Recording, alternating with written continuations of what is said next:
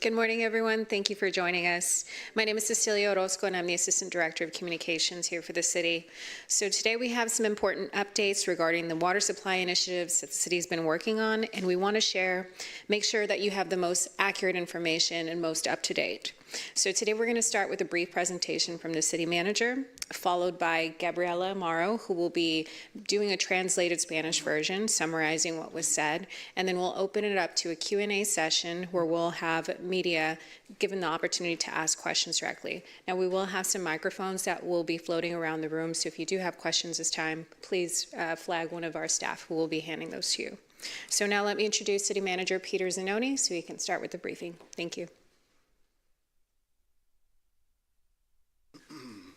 Great, thank you, Cecilia. And good morning, my name is Peter Zanoni. I'm the City Manager for the City of Corpus Christi and also representing Corpus Christi Water here this morning. We want to thank our listening community that's out there, and especially thank the media who's here with us in our City Council chambers. We do have KIII TV and Chris Six here with us this morning. So this week a lot has happened in terms of water policy, water supply projects, and I want to highlight some of those issues that took place this week, especially summarizing what City Council discussed this Tuesday in our first Level 1 emergency workshop with the City Council. And before I do that, though, let me begin this briefing with an update on our water supplies. These are our surface water supplies, and they're not the new water supplies that we're bringing on that will total 76 million gallons in about a year to 2 years. So we do have two western reservoirs, Choke Canyon and Lake Corpus Christi, and this morning Choke Canyon is at 7.7% capacity.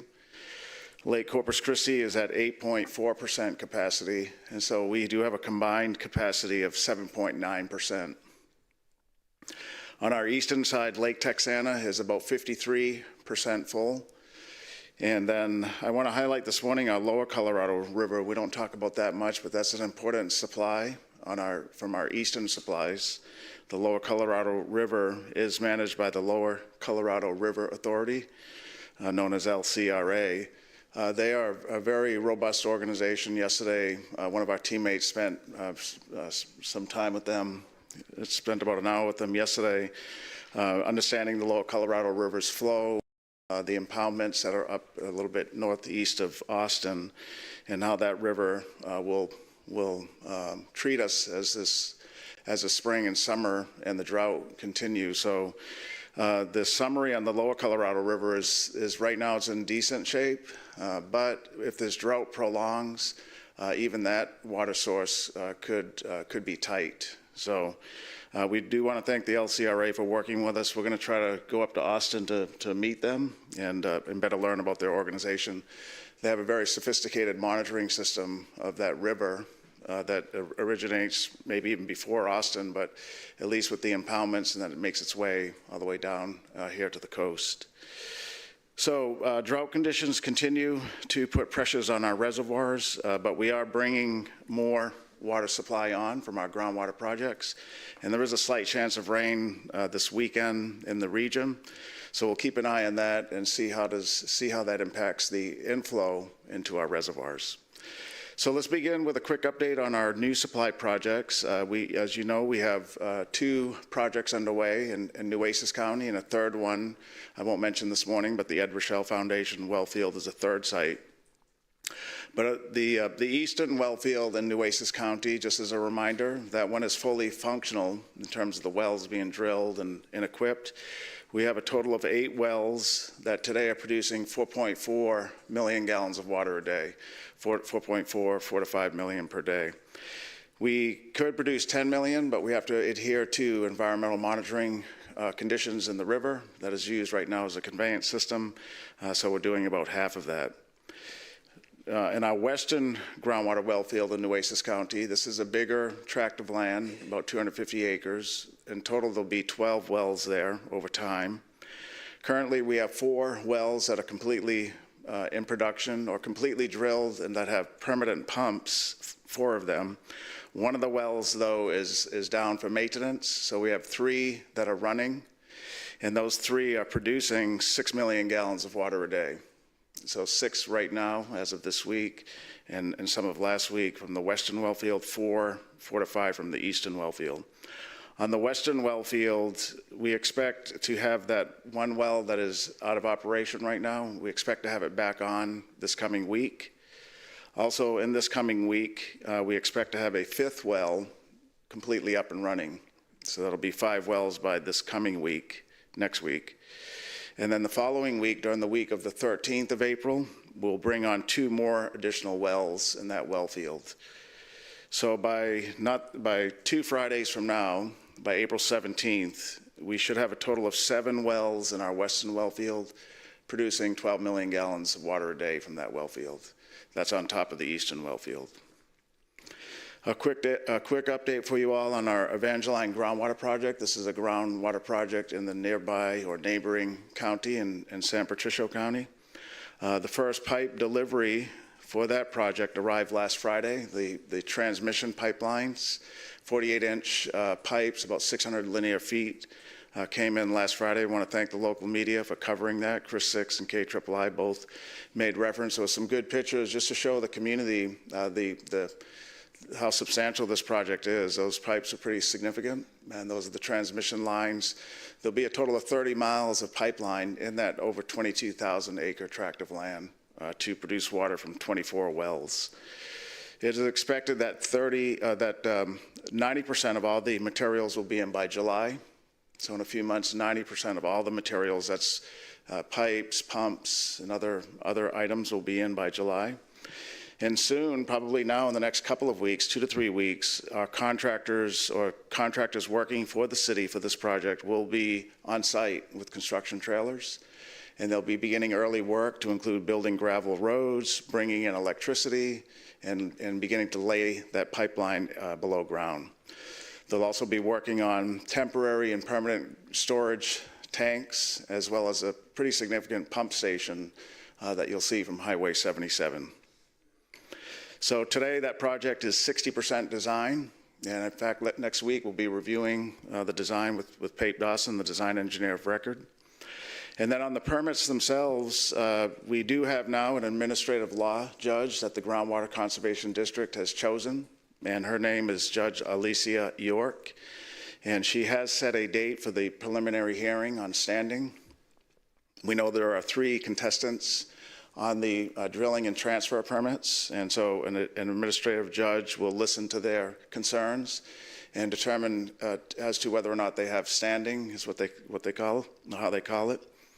That hearing is April 28th from 1 to 5 p.m., so that's a Tuesday, April 28th from 1 to 5 p.m. Right now, we know it to be just a virtual meeting. That could change, and we'll let folks know if it does, if you want to attend in person. On seawater desalination, the council took some actions recently, and there's a lot of work going on. Just to recap for the listening community, there are 4 projects at this point that the city council is looking at. None have been approved, but all are kind of in the works with the hopes of one or maybe more than one being approved to move forward. That includes the city's Inner Harbor project, the Harbor Island project with the Nueces River Authority, a Barney Davis location here in Corpus Christi, and then a smaller desal facility at a plastics plant here that is not 100% built out, but CC Polymers is that 4th location. In this month of April, the City Council is expected to consider the Inner Harbor design contract that would design the Inner Harbor to 60%. And so the mayor is calling a meeting next week. And this also was one planned for the end of the month. So with that Inner Harbor, one of the things we're working on is the environmental assessment of the bay system. That includes the Nueces Bay, the ship channel, and then Corpus Christi Bay. And today is another meeting with our Farfield modeler. That company is called Spheros, and they'll be meeting upstairs. This meeting's open to the public. It's also broadcast live. That'll begin at noon today on the 6th floor of City Hall. So let's talk now a little bit about stakeholder engagement. One thing we do know is Corpus Christi is a regional water provider, meaning we provide water to a region that stretches 7 counties and has 20 communities that rely on us. And so stakeholder engagement is important, and there were several things this week where we engaged various stakeholders. So we're meeting with various sectors of our customer classification or customers. As an example, recently we met with all the school districts. We also met some time ago with all the hospital districts and hospitals to hear their concerns. This week we met with the higher institutions, including Texas A&M Corpus Christi, which is right here in Corpus Christi, and then Del Mar College as well. And we walked through planning scenarios with them and better understood their water needs and their water emergency planning that they have in place. The conversations were productive, and it will encourage, and we were encouraged by their engagement. So they're fully engaged, we're encouraged by that, and we'll continue to work with them. Also this week, we met again with large volume users. There's about 20 to 25 entities that we meet with routinely. And we met with them to better understand their framework for how they would mitigate through what could be a level 1 water emergency. We also are working with them to determine their baseline water consumption. Their businesses are cyclical to the year. They have ups and downs. Depending on the season and depending if they're taken offline for what they call turnarounds. And so we're working with them to develop what it would be considered a seasonal baseline. So if we did have to reduce water use, we'll know from what to take that water use reduction from what starting point. I also want to mention this week we had a very important meeting in a neighboring community. As in Jim Wells County and the city of Orange Grove. The city of Orange Grove is not a CCW Corpus Christi water customer. We don't provide them water. They're not a customer of ours, but they have had some issues with their groundwater that they've had for many decades to supply water to their community. And so we met with them. And I do want to thank Mayor Serp, who was there this week, as well as Todd Wright, the city administrator, and their city attorney, Lucinda Garcia. So Nick Winkleman, the COO of Corpus Christi Water, and myself spent a good hour and a half with them on Wednesday evening to understand issues that they're having with their municipal well or wells, and to work together to see how can we help them out. They have quite some distance from our well field. The town of Orange Grove, or the city of Orange Grove, believes our well field is impacting theirs. So we're going to work through these issues. We've already put to work at our expense our hydrogeologist, Steve Young, with Interra. And this morning we received information from Todd Wright. They're providing open book information, and we're doing the same with them. So they have a hydrogeologist, we have a hydrogeologist. We're going to continue to work through this to see, is the city's well field having an issue on theirs? And then if it is, what do we do to fix that? And if it's not, how can we help them out anyway to make sure that city of Orange Grove, which is kind of northwest of Corpus Christi, has water security. Even though they're not a customer of ours, we care about our communities, and we have resources that they might not have, and so we're interested in helping anybody out that we can. Also this week, we met with another water district. This is Nueces County Water Improvement District number 3. We call it Robstown Water District for short. So Robstown is a nearby community. Similarly, they're not a customer of the city. They don't rely on us for water or water treatment. They have their own facility, and they have their own run-of-the-river rights that actually predate the cities back to 1900. We are working with them because the water quality in the river continues to not be as good as it was when the reservoirs were at a higher elevation. There's higher TDS, total dissolved solids, and higher arsenic coming from our reservoirs. And so we put together a proactive plan where they can interconnect into our treated water from Owen Stevens. And that work is nearly done. It will be completed by the end of April. The city helped them in connecting, putting in, installing underground a conveyance line from one of our main distribution lines to their pump station. We just have to bore under a county road to connect everything in, and then they will have access to our water should they need it or want it. And they take pretty routine, probably daily, a couple times a day, tests at their water treatment plant. And so when the total dissolved solids at a too high of a level, they will get water from us. And this is a great example of the city caring about our communities, even those that are not customers of the city or that get anything from us from our Corpus Christi water operation. So I do want to thank the board chair of WCID number 3, Ram Alejandro, and then also Marcos Alanis is their district manager. He runs the operation. So those two gentlemen have been working with us pretty closely for many weeks on this issue. We know them from many years of work with them, so we appreciate them. The city of Robstown is lucky to have them. They really care about their community. So that's a little bit on the community engagement. Let's talk now. This may get a little bit dry here, a little technical, but I just want to recap some of the material that we went over with City Council this past Tuesday. That was our first emergency, level 1 water emergency workshop, where instead of a City Council meeting, we didn't have anything on the agenda except for this workshop. And it was a real good workshop, 4 hours of focus on policy issues relative to a level 1 water emergency. This is all planning. There's no indication we're going to go into this emergency tomorrow or next week.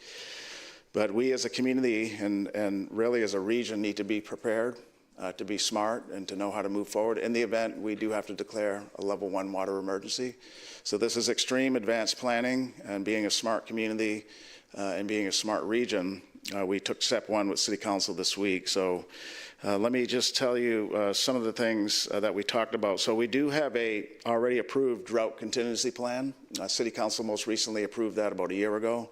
We've had that plan for decades, or at least 2 decades, I believe, since the 80s.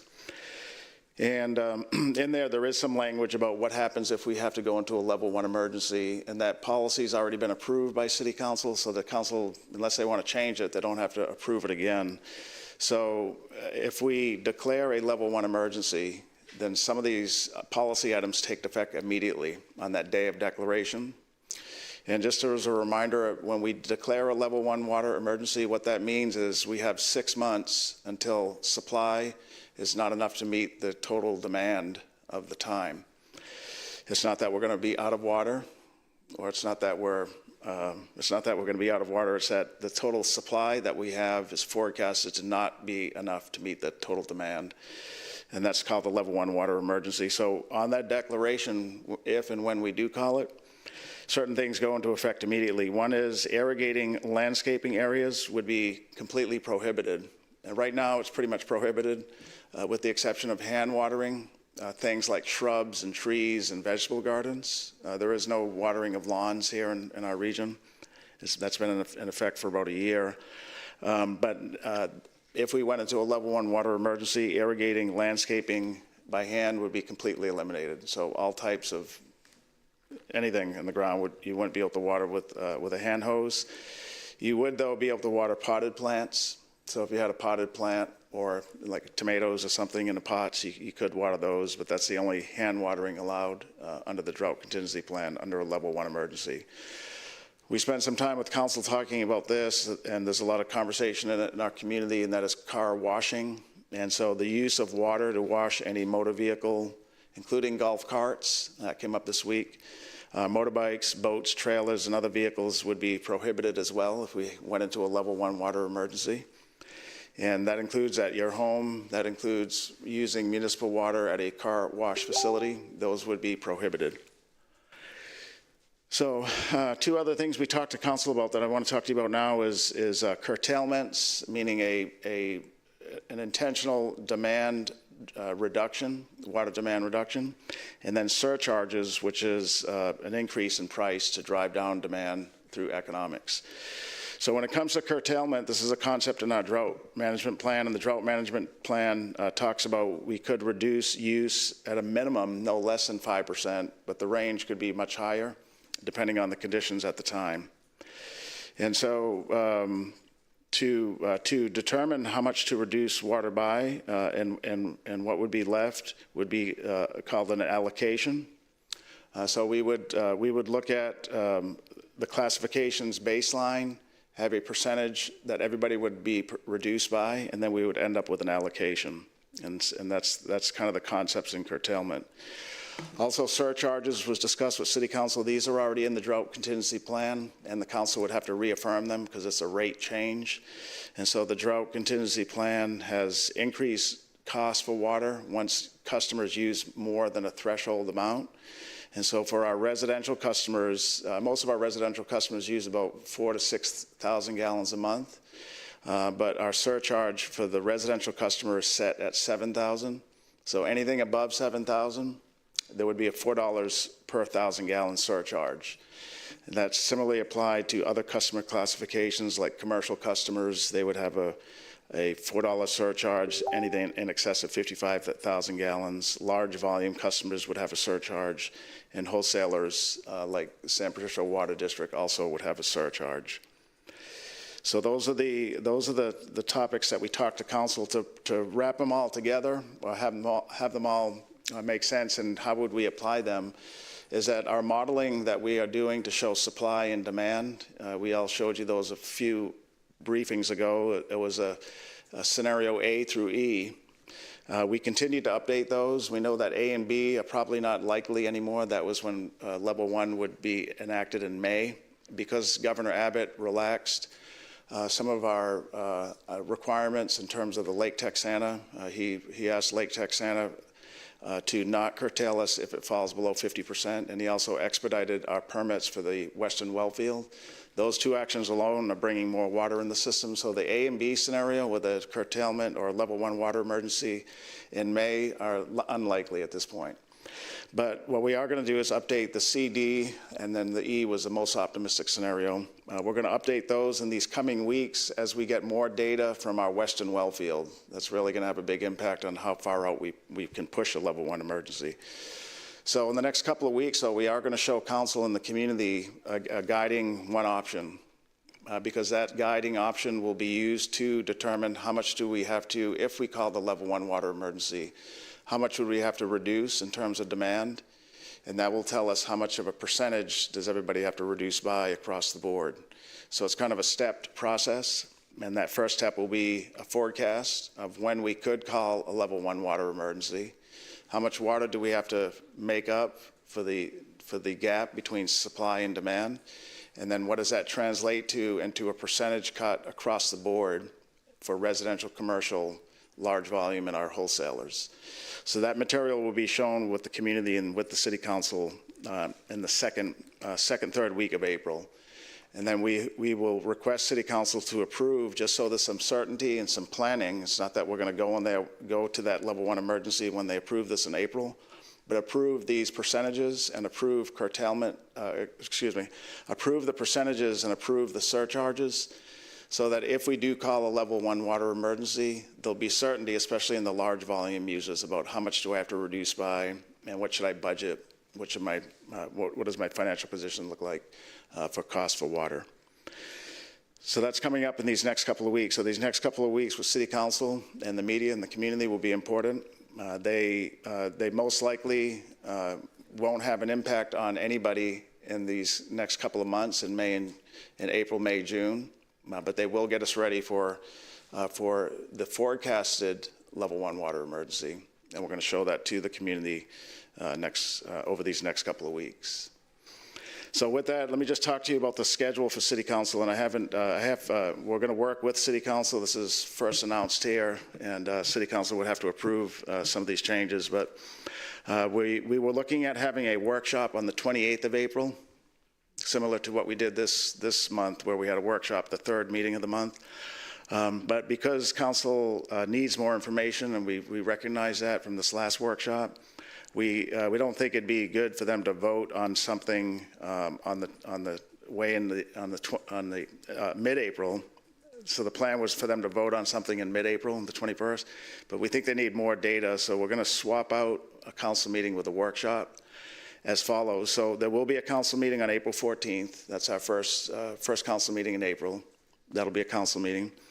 And then the April 21st, Tuesday, that was planned to be a council meeting, but we're going to recommend to council, and they probably will approve it, we're going to recommend that that become a workshop so we can get them all the information they asked from this last workshop we had and get them ready for policy votes on what would be April 28th, that last Tuesday of the month. And that's where we would recommend that they approve curtailment allocations and also approve surcharges, and also make any other adjustments they want to in the drought contingency plan. As an example, in our workshop most recently, the notion or the concept of washing of boats after it's been in the ocean is something we need to discuss. And so right now it's prohibited. Our drought contingency plan says no water to wash a boat or a motor, but we know those motors have to be flushed out after you use them. So there may be some minor modifications like that City Council could consider at that last meeting in the month on April 28th. So more information will be coming out. Just want to share that with you today since we're here. Okay, so that's pretty much it. I'm just going to do some closing comments here, and then we'll go into our Spanish translation, and then we'll have a good half hour to take any questions from the media that's here. So in closing, as you look back, everything I just covered, that's a very high-level summary. It's a lot of work just in 1 week, but we're happy to be doing it for this community, and we know that every action and every step we take helps to keep us safe in terms of water security. We do have a plan, and we're not executing this plan alone. We have federal level help, state level help, and regional partners helping us tremendously. Of course, we need to thank Corpus Christi Water, Nick Winkleman, and our teams here at the city who are working tirelessly to get us past this drought of record. Today, our next couple of steps coming up then, beginning today and next week, includes today at noon is our far-field modeling. There's a community advocacy group of 19 members. They'll get more information from the modeler who's already done some work, and he'll be sharing that with them. So that takes place today. And then as we look ahead to next week, the mayor is expected to hold a special council meeting next week. I think the date is still being determined, but next week. And that would be to focus on the Inner Harbor Desalination Project. And we'll be back here next week, depending on the day of that council meeting. It could be Thursday, it could be Friday, so we'll have to be flexible on when our briefing will be next week. Next week, we'll continue to bring more water on and to get ready for several community meetings that'll be the week after, including at Flower Bluff. We'll be, I think, 2 Saturdays from now in the city of Taft for a town hall for them. And we're also we're setting up meetings for city councils in Rockport, Portland, and a few other communities as well, so we'll keep you posted on those. So that concludes my remarks from this morning. Again, we want to thank the local media for being here and appreciate you adjusting your schedules. We also want to thank those who are listening remotely. We thank you for being concerned and for listening and for helping get accurate and best information out to you, your neighbors, and our communities that we serve. So with that, we're going to turn it over to Gabby, who will do a Spanish translation. Esta es una actualización sobre el suministro de agua y la sequía, el estado actual de agua. Los niveles de nuestros embalses siguen siendo críticos. La capacidad combinada del lago de Corpus Christi y Choke Canyon es de 7.9%. El lago Texana se encuentra al 53% de su capacidad total. Existe un pronóstico de lluvia para este fin de semana, lo que se espera ayude un poco a que estos niveles suban. En cuanto a las actualizaciones de proyectos, en la zona este tenemos 8 pozos produciendo 4.4 millones de galones diarios. En la zona oeste actualmente contamos con 4 pozos en funcionamiento. Este se va a ampliar a 5 pozos para la próxima semana, pero se espera que para el 17 de abril se van a tener 7 pozos produciendo un total de 12 millones de galones al día. El proyecto Evangeline, la entrega de tuberías comenzó el 27 de marzo. La construcción de la infraestructura está comenzando, pero el avance total depende de una audiencia para la obtención de permisos programada para el 28 de abril. El diseño de este proyecto ya está terminado en un 60%. En cuanto a la desalinización de agua de mar, se está llevando a cabo todavía la modelización del campo conocido como Farfield y se esperan datos preliminares para finales de abril. Se ha programado una reunión especial de emergencia del Consejo sobre la desalinización en el puerto interior o Inner Harbor para el 9 de abril.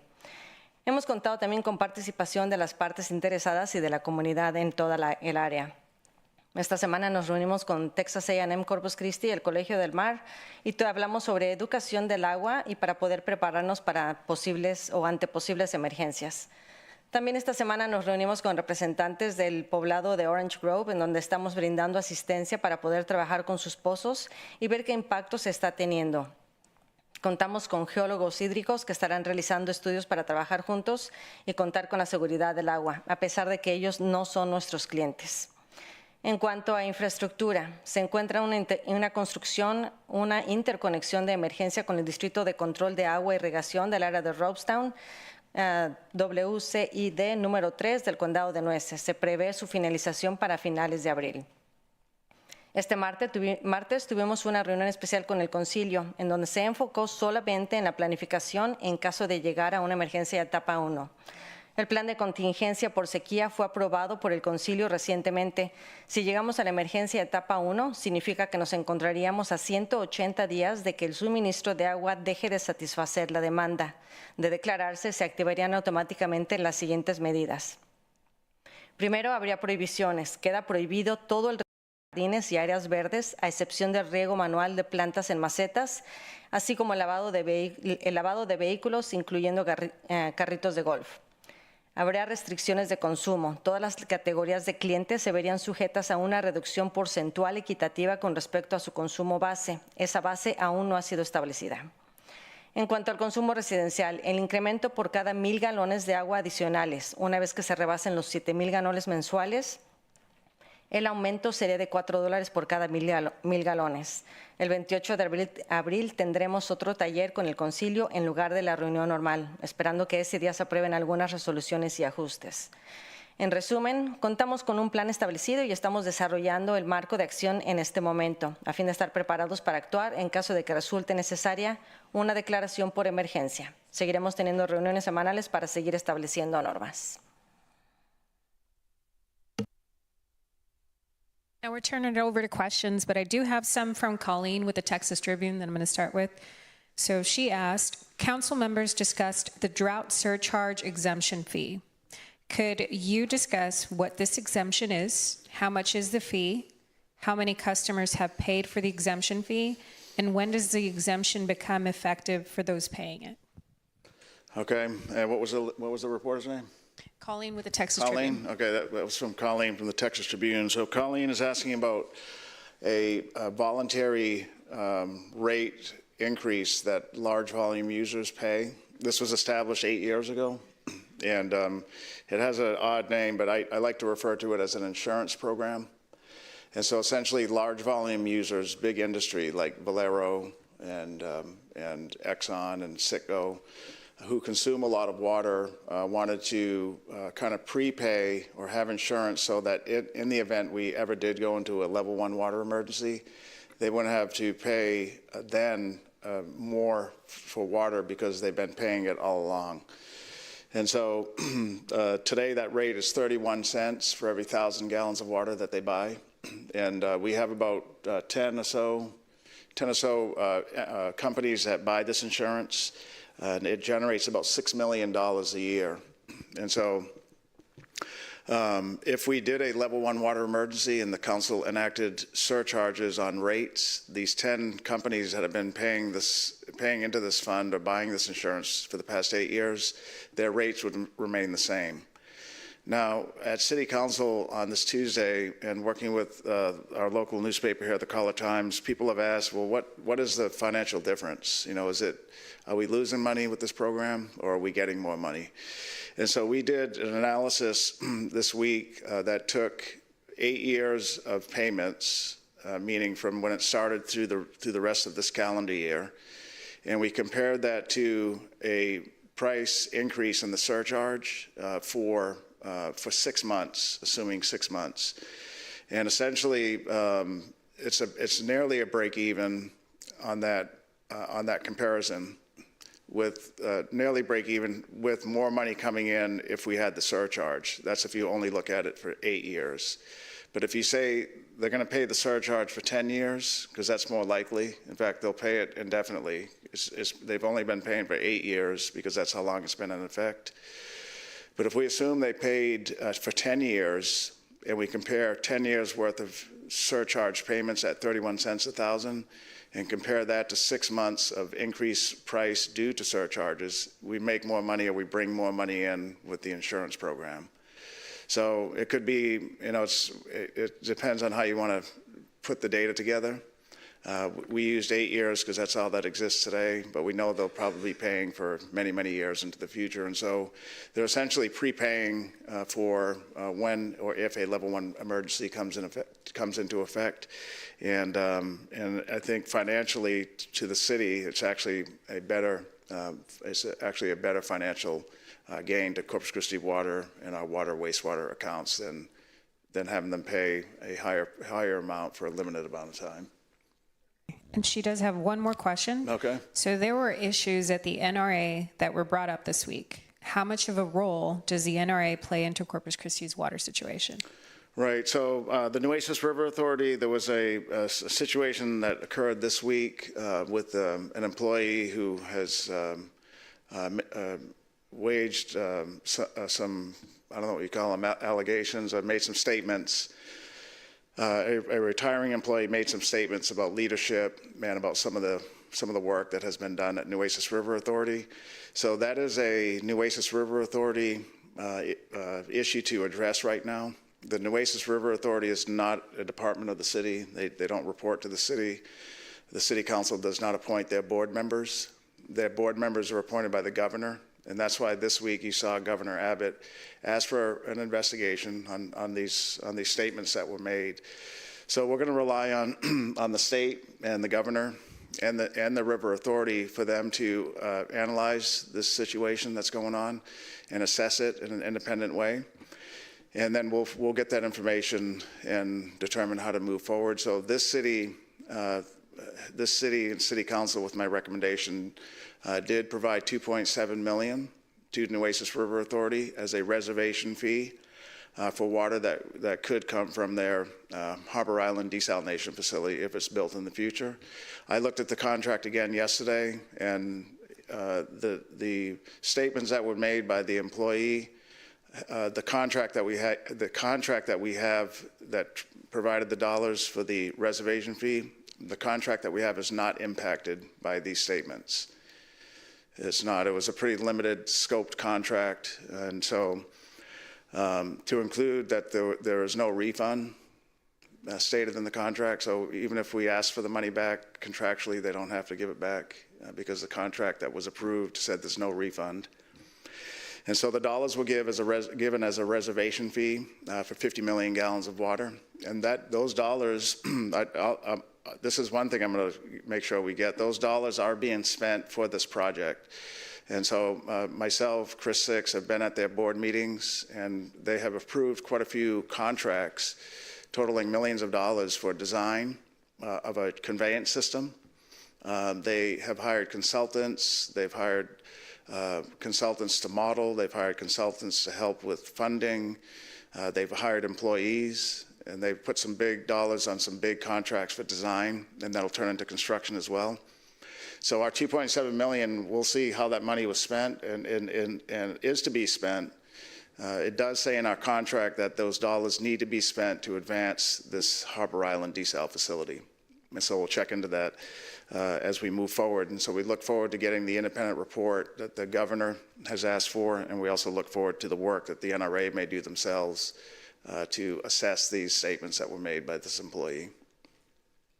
Rachel, yeah, Rachel.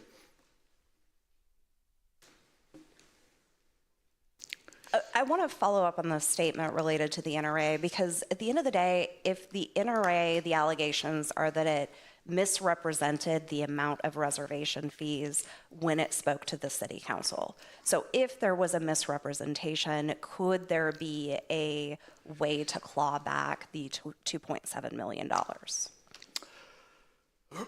Right, so the statements that were made, I didn't bring them down here with me, but it's something like at the time, John Byram, the president or CEO, said he had reservations at a higher amount than what maybe he really had.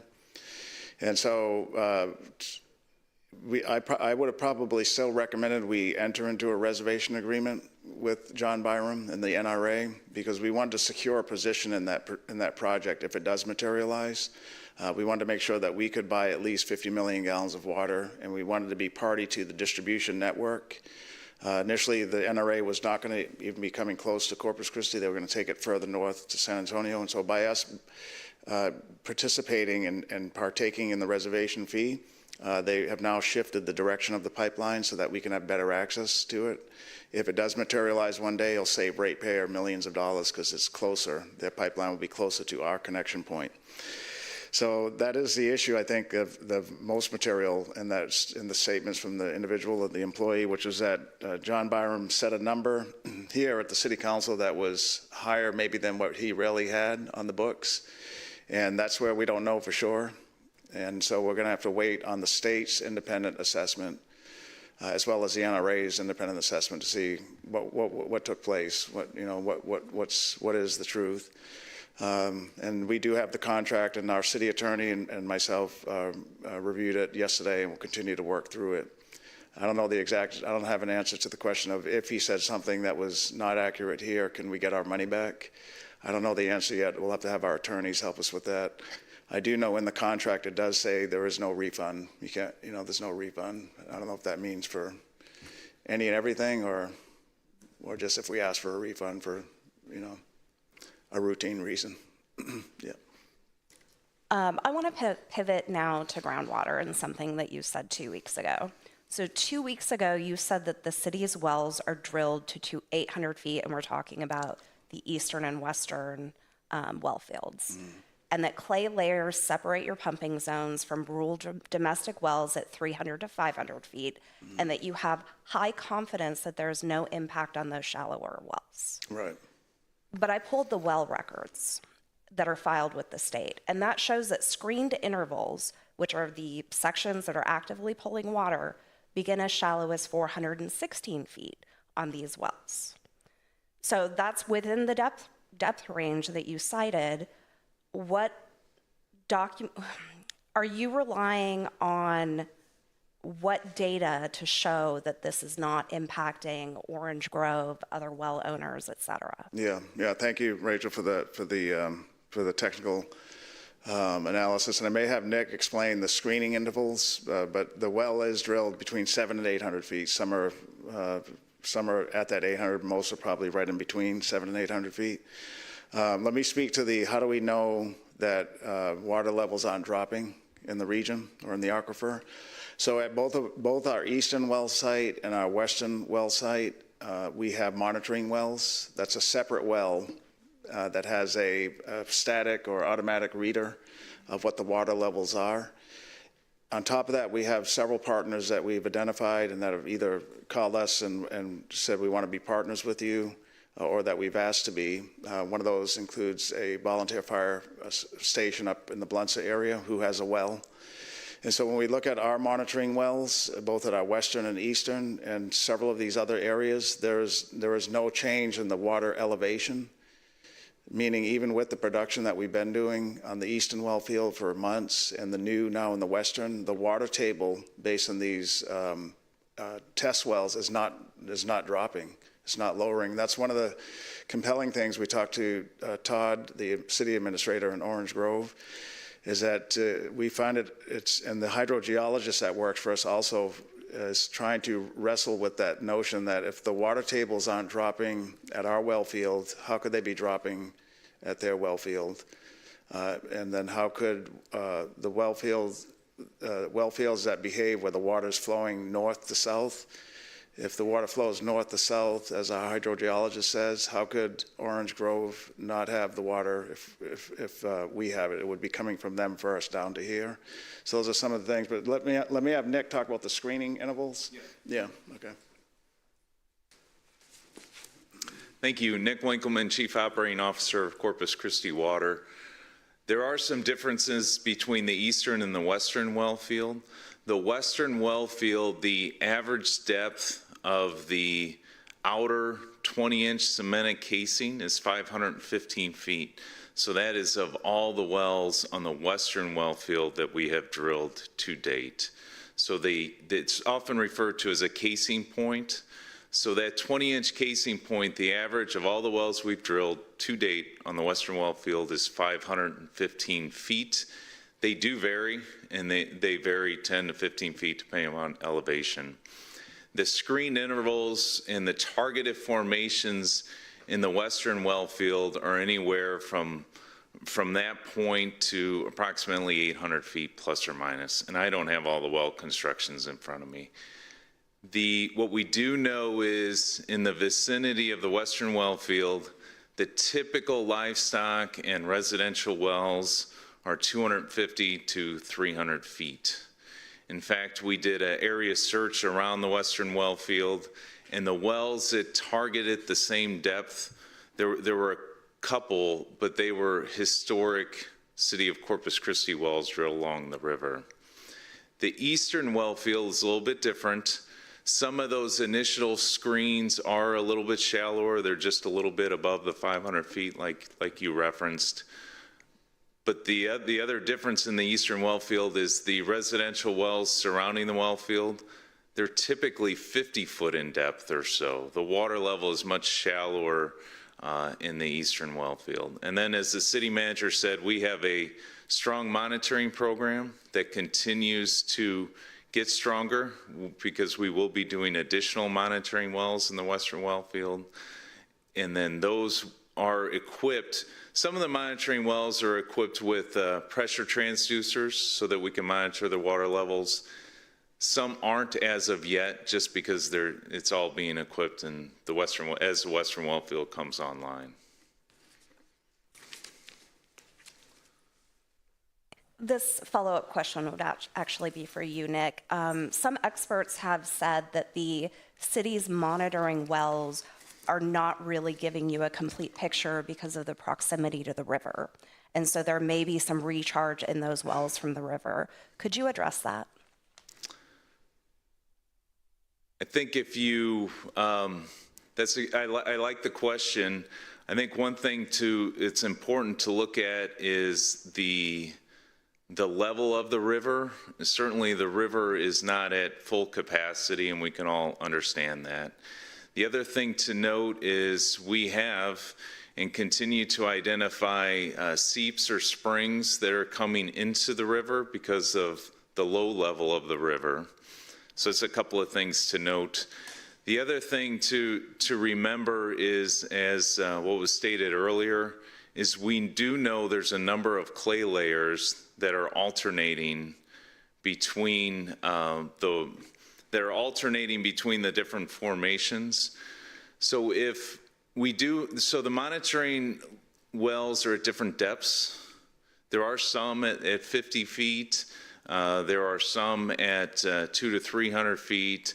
And then like in the Western Well Field, we have some much deeper than that. So that allows us to measure the levels in different sections of the aquifer. So it's important to note. There would definitely be the shallower wells that are 50 feet or less, I would say are certainly affected by precipitation and certainly drought conditions, where the wells that are substantially deeper and that target formations well below those alternating confining layers, that water isn't impacted on seasonal fluctuation is what we talk about. And that's really the rainwater and the climate. This one's for Zanoni. So this is from Stephanie Lauber, Chris 6 News. According to the CCW dashboard, billed water decreased for all users except large volume users. How will CCW hold these users accountable for not doing their part to conserve? And it's Jacob, right? Jacob? Yes, sir. Can you repeat the first part of the question again? According to the CCW dashboard, billed water decreased for all users except large volume users. Right. How will CCW hold these users accountable for not doing their part to conserve? Right, so that's a good question. So Jacob with Chris 6 News is asking about charts that we showed City Council this week, and you can see it probably on our, maybe accessible on some of our website information. But What it shows is that our residential accounts, residential customers, at least here in Corpus Christi, have reduced consumption quite a bit in the past 2 years. And our charts clearly show that. I think it's somewhere between 2,000 gallons a month, right, on average, or 1,500? Between 1,000 to, say, 2,000, just as a range. So the residential customers have noticeably reduced consumption as we went into what is stage 3 that we're in today. And that primarily comes from no outdoor watering and covering swimming pools, that type of thing. What we saw on the commercial accounts is a similar, not as pronounced, but a similar reduction in water consumption over the past 2 years compared to 3 years ago. And that's probably also from outdoor watering, landscaping that are at commercial accounts. And then finally, what we did see is that 2 of the biggest customer classifications, the large volume user, and then our wholesalers, like a Sampat Water District, who sells a lot of water to industry as well, they have remained flat. They have remained steady. They have not decreased water consumption.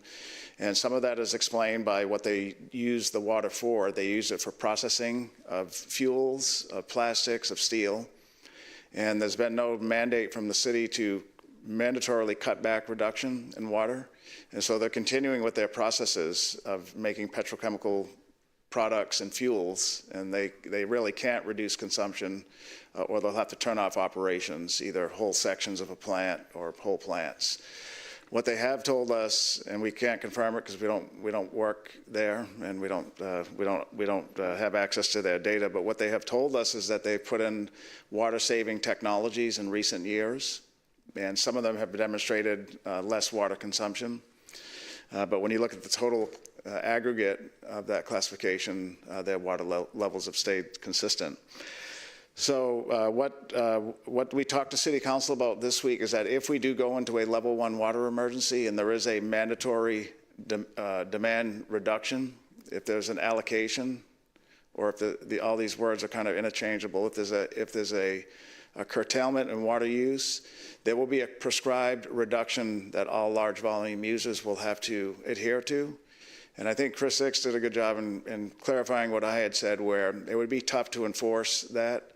But we've talked to them more recently, and they're aware that we might have to do things like cut their service entirely or turn valves off so that they might not get the amount of water they are hoping to get, if they're not living up to their required reduction in a level 1 water emergency. The issue with that is we have to be real careful because you're dealing with plants that are handling highly explosive materials. And if we just out there in the middle of the night turning valves and the plant blows up, that's not a good scenario for anybody. So it's got to be, that's why we have good working relationships with all the plant managers.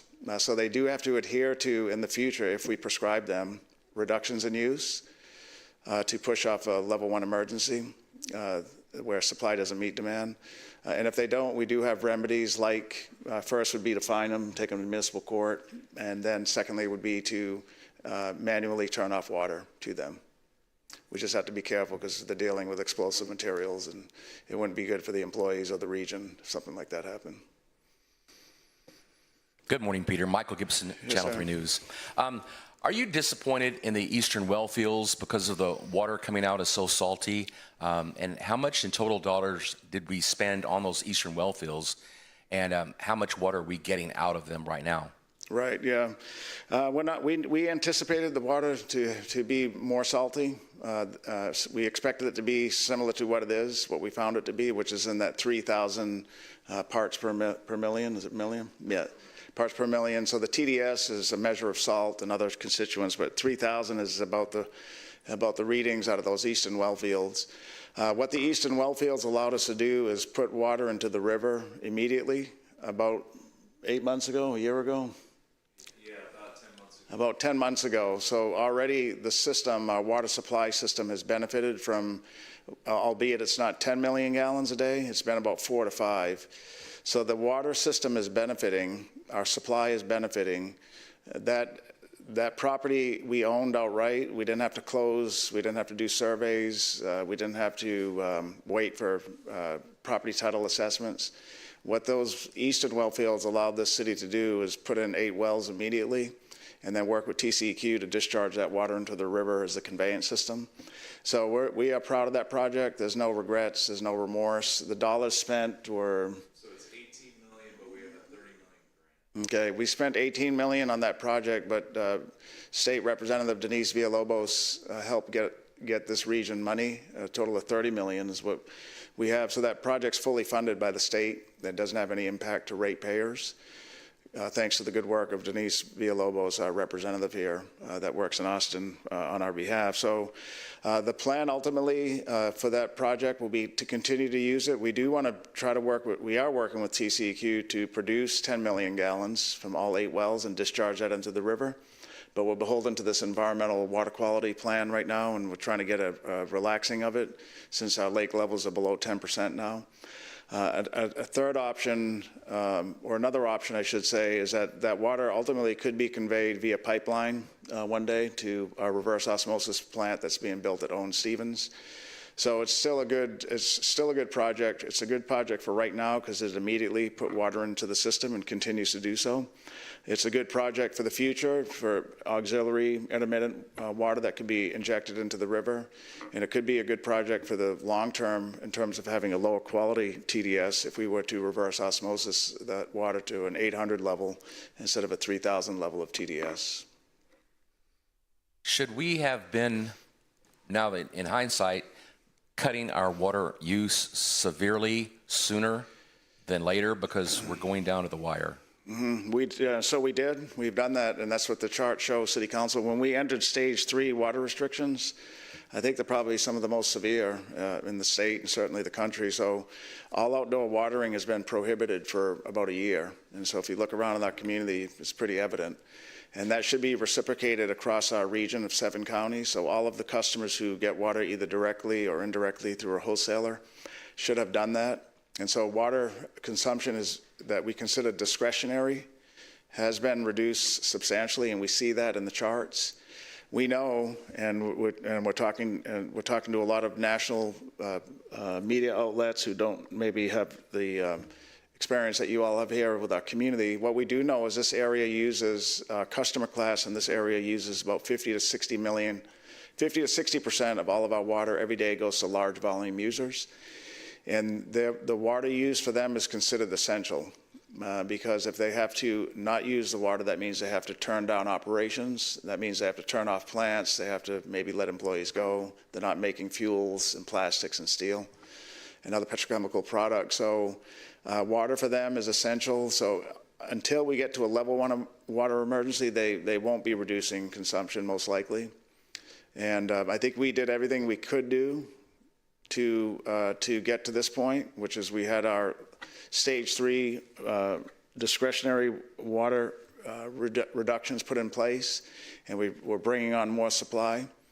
And so I think if we had triggered more severe water curtailments in stage 3, we'd have a significant impact on the economy here. And that's one of the things that we're looking to not do, is to disrupt the economy unnecessarily at this point. Okay, and I think we have time for maybe 1 or 2 more questions, and then we'll wrap it up. The monitoring plan for the western and eastern well field, I know that you're in conversations with TCEQ. Some sources tell me there's not an appetite at the state to waive that monitoring plan. How confident are you that the city can get that waiver? We've heard the same thing, Rachel Cloud from Chris 6. So TCEQ is pretty concerned about total dissolved solids or salt content into the river. And our position with them has been, locally here, we would want saltier water in the river than no river at all. And if we're trying to protect aquatic life in the river, having some water in there is better than none, because if there's no water in the river, there won't be any aquatic life in the river. So it's that balance of trying to manage TCEQ's environmental concerns, which we support. We support that agency. They've done a great job. They have some great teammates there. Keep the state safe from an environmental standpoint. It's a delicate balance of saying, you know, if there's no water in the river, if the river continues to shrink, it has a big impact, a big ripple impact on the river system. They call it charging, but if there's no water in the system, it takes a long time to charge it back up when there is water. So TCEQ, with their regulatory analysis and their concern for the environment, we share it. We share some different views as well, which is we see the alternatives as being better than not putting as much water in. Better because, one, there will be water in the river. Better because, two, it will dilute arsenic that's coming out from our reservoirs as these last amounts of water are coming out. And better because, three, we have water for the region. And so that water has higher TDS when you take it to Owen Stevens treatment plant and blend it with 70 to 80 million gallons of water. The TDS becomes back to the normal levels that we generally see, and arsenic becomes non-detect, and that's proven by a recent TCEQ quarterly inspection of our water, where at the Owen Stevens treatment plant, after everything's blended, there is a non-detect of arsenic, where at the lake levels right now, arsenic is nearly two times the amount that it should be. So we're trying to weigh these positives with the TCEQ concern, and we'll continue to work with them. Ultimately, they have to decide. We tell them what we know and try to convince them to see our position, and if they don't, then the result is we'll have less water, and we could enter a level 1 water emergency sooner than later based on that analysis from TCEQ. I just had one more question. How would you describe the fears and complaints being made by some of the smaller communities in the area about the projects you guys are involved with? Is it unfounded fear, and are you sure? So we're going to rely on the experts, our hydrogeologists, ones that work for the city and ones that they have, to make sure that what we think is right.